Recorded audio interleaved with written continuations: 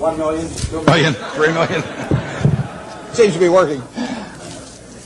I'd like to just say a few words preliminarily, and then the highlight for me will be getting your questions in a few minutes, because I want to talk about what's on your mind. I urge you to throw hard balls. It's more fun for me if you put a little speed on the pitches as they come in. You can ask about anything except last week's Texas A&M game. That's off limits.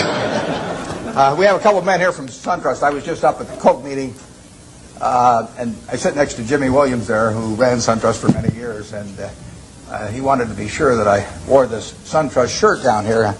I've tried to get sponsorship on the senior golf tour. I haven't had much luck, but now on the Bankers tour, I'm doing a little bit better. And he said I get a percentage of the increase in deposits from Gainesville. So I'll go out for SunTrust, dear old SunTrust. I would like to talk for just 1 minute up to the students about your future when you leave here, because you're going to learn a tremendous amount about investments, and you'll learn enough to do well. You've all got the IQ to do well.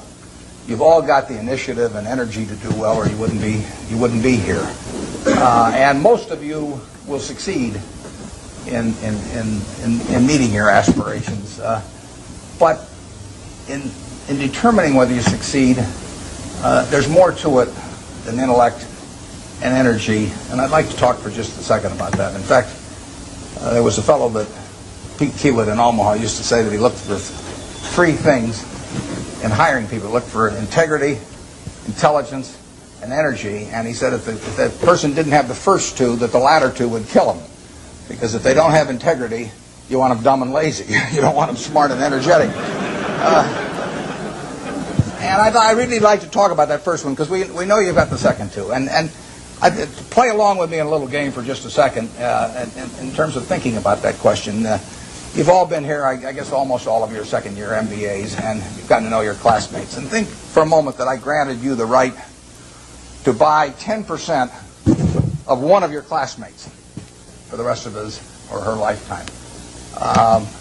Now you can't pick one with a rich father. That doesn't count. I mean, you've got to pick somebody who's going to do it on their own merit. And I gave you an hour to think about it. Which one are you going to pick among all your classmates as the one you want to own 10% of for the rest of their lifetime? And are you going to give them an IQ test? Pick the one with the highest IQ? I doubt it. Are you going to pick the one with the best grades? I doubt it.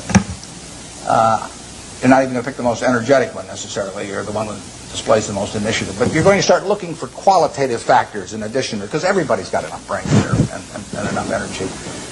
And I would say that if you thought about it for an hour and decided who you're going to place that bet on, you'd probably pick the one who you responded the best to, because the one that was going to have the leadership qualities, the one that was going to be able to get other people to carry out their interests. And that would be the person who was generous and honest and who gave credit to other people even for their own ideas, all kinds of qualities like that.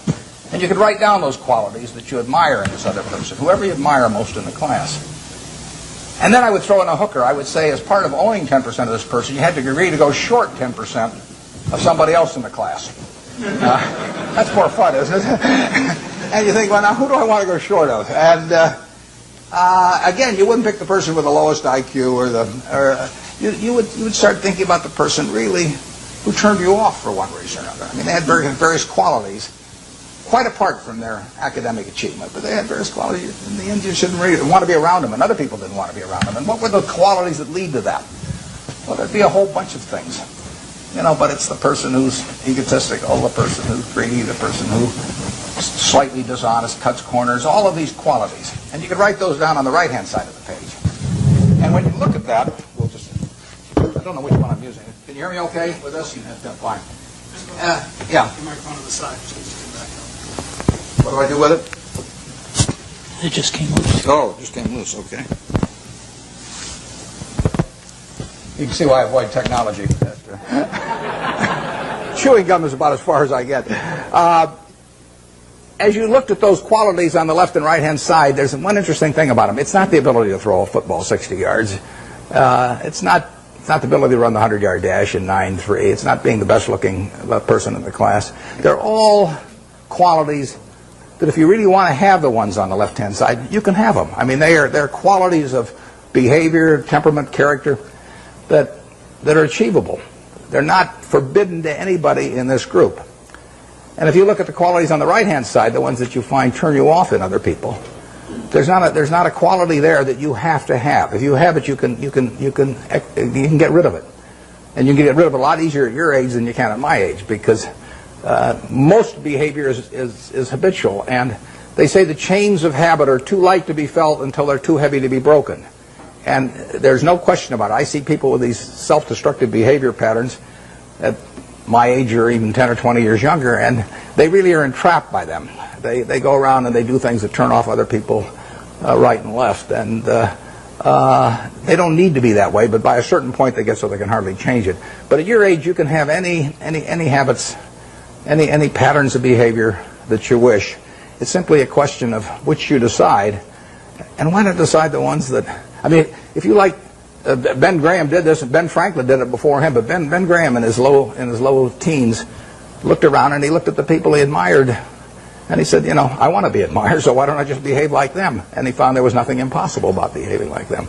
And similarly, he did the same thing on the reverse side in terms of getting rid of those qualities. So I would suggest that if you write those qualities down and think about them a little while and make them habitual, you will be the one that you want to buy 10% of when you get all through. And the beauty of it is you already own 100%, and you're stuck with it. So you might as well be that person as somebody else. Well, that's a short little sermon. So let's get on to what you're